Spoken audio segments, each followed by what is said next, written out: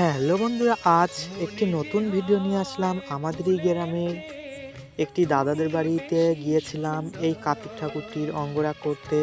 একটু কাজের ব্যস্ততার জন্য দেওয়া হয়নি এই ঠাকুরের ভিডিওটি। এখন দিলাম ভিডিওটি, আপনারা অবশ্যই দেখে জানাবেন কেমন লাগছে।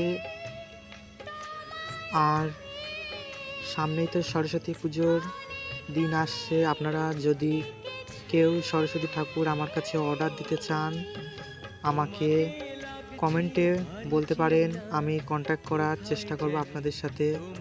এখনকার মতন চলি, বাই বাই।